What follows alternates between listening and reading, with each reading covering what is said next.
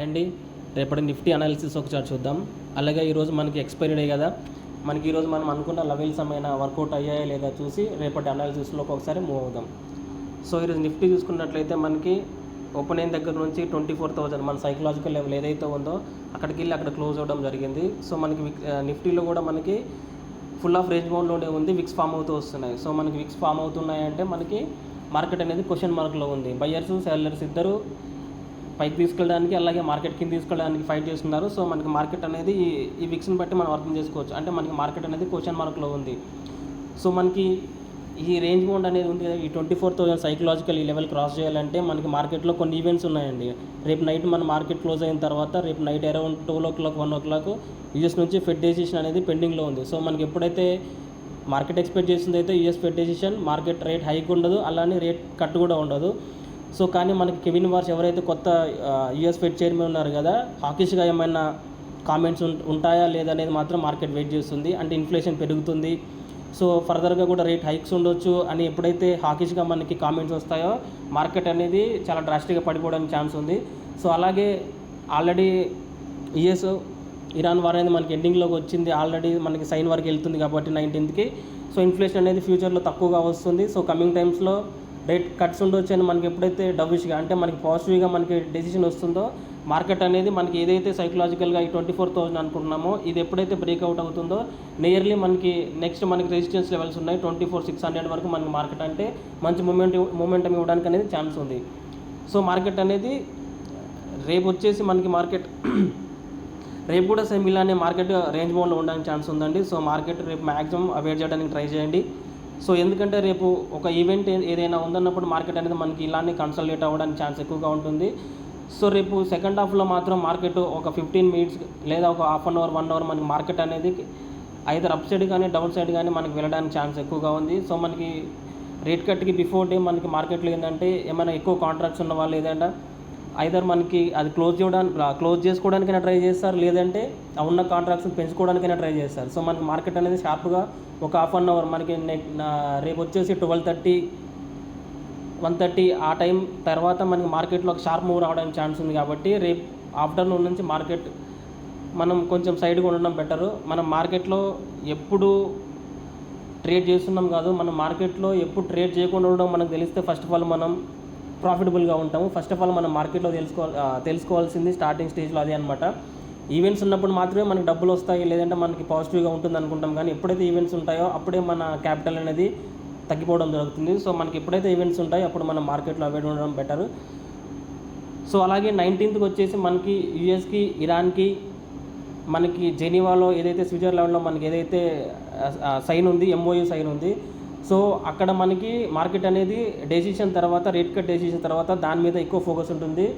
So market ఒకవేళ రేపు US decision ఎల్లుండి మార్కెట్ ఓపెన్ అయిన తర్వాత మనకి పాజిటివ్గా ఉన్నా అగైన్ మార్కెట్ మళ్ళీ కొంచెం ఫాలో అవ్వడానికి ఛాన్స్ ఉంది. ఎందుకంటే మనకి 19th మనకి డెసిషన్ ఉంది కాబట్టి యూఎస్ ఇరాన్ అక్కడ దానికోసం మార్కెట్ అనేది వెయిట్ చేస్తూ ఉంటుంది. సో మనకి అక్కడ డెసిషన్ అనేది మనకి క్లియర్గా వచ్చిందంటే మార్కెట్ అక్కడ నుంచి అప్ సైడ్ కానీ అక్కడ నుంచి డౌన్ సైడ్ కానీ క్లియర్గా ఒక వేలో మనకు వెళ్ళడానికి ఛాన్స్ ఉంది. సో ఇజ్రాయెల్ వచ్చేసి ఇప్పుడు యూఎస్కి ఇరాన్కి మధ్యలో ఉన్న డీల్ మాకు ఇష్టం లేదని క్లియర్ కట్గా చెప్పేస్తుంది. ఈరోజు ఈవినింగ్ మనకి మార్కెట్ క్లోజ్ అయిన తర్వాత ట్రంప్ నుంచి ఒక డెసిషన్ వచ్చింది, నేను లేకపోతే ఇజ్రాయెల్ అనేది అసలు లేదు అని క్లియర్ కట్గా నెగిటివ్గా ఇజ్రాయెల్ పైన డైరెక్ట్ కామెంట్ చేయడం జరిగింది. సో దాని అర్థం ఇప్పుడు ఇజ్రాయెల్ దీన్ని ఎలా తీసుకుంటుంది, ఇజ్రాయెల్ ఏంటంటే ఇప్పుడు ఇజ్రాయెల్ ప్రైమ్ మినిస్టర్కి ఇప్పుడు అక్కడ వచ్చేసి ఎలక్షన్స్ ఉన్నాయి. సో ఎలక్షన్స్ ఉన్నాయి కాబట్టి అక్కడ నుంచి ట్రంప్ ఉన్నా అవతల ఎవరున్నా సరే మనకి ఇప్పుడు అక్కడ వాళ్ళ ఉన్న ప్రజల్లో వాళ్ళకి సానుభూతి రావాలి, వాళ్ళ ఎలక్షన్లో వాళ్ళకి గెలవాలి అంటే ట్రంప్కి అగెనెస్ట్కి వెళ్ళాలి, ఇరాన్కి అగెనెస్ట్గా ఖచ్చితంగా వెళ్ళాల్సిందే. సో ఇప్పుడు ఇజ్రాయెల్ ఎలా రియాక్ట్ అవుతుంది, సో ఇజ్రాయెల్ వెళ్ళేసి ఇప్పుడు హెజ్బుల్లా పైన మనకి ఏమైనా అటాక్ చేస్తే దానికి ట్రంప్ ఎలా తీసుకుంటాడు, ఇప్పుడు ఇరాన్ వచ్చేసి ఇజ్రాయెల్ ఎలా అటాక్ చేస్తే దీని వెనుక యూఎస్ఏ ఉందని చెప్పేసి ఆటోమేటిక్గా ఇరాన్ మనకి క్లెయిమ్ చేస్తుంది. సో మేము అక్కడ వరకు మేము రాము, 19th వచ్చి మేము సైన్ చేయము, లేదా మాకు కొన్ని డెసిషన్ అనేది పెండింగ్లో పెడతారు. సో అప్పుడు దీన్ని మార్కెట్ ఎలా తీసుకుంటుంది. అందుకే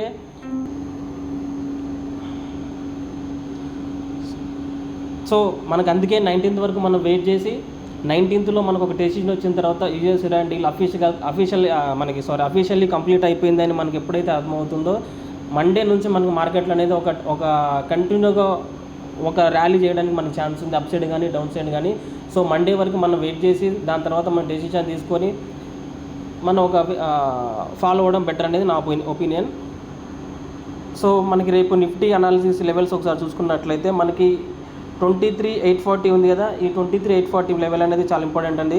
రేపు ఈ లెవెల్ నుంచి మార్కెట్ ఎప్పుడైతే కిందకు వస్తుందో ఈ 23,840 లెవెల్ వరకు వచ్చి ఇక్కడ నుంచి రివర్స్ అవ్వడానికి ఛాన్స్ ఉంది. సో ఆ లెవెల్లో మనం బై సైడ్ అనేది ప్లాన్ చేసుకోవచ్చు. అలాగే రేపు ఈ 24,000 ఉంది కదా, ఈ 24,000 రేపు ఒకవేళ గ్యాప్ అప్ ఓపెన్ అయినా కానీ ఈ లెవెల్ కొంచెం అవాయిడ్ చేయండి. ఎందుకంటే ఈ 24,089 ఇక్కడ వరకు వెళ్ళి ఇక్కడ నుంచి రివర్స్ అవ్వడానికి ఛాన్స్ ఉంది. సో ఆ రివర్సల్లో సెల్ ప్లాన్ చేసుకోవచ్చు. సో ఈ 24,000 అలాగే 24,089 ఈ లెవెల్లో మనం కొంచెం వెయిట్ చేయడం బెటరు. మనం రేపు బయట సైడ్ ప్లాన్ చేసుకోవాలంటే ఎప్పుడైతే ఈ 24,840 లెవెల్ వరకు వస్తుందో అక్కడ నుంచి మనం బయట సైడ్ ప్లాన్ చేసుకోవడం అనేది చాలా బెటర్.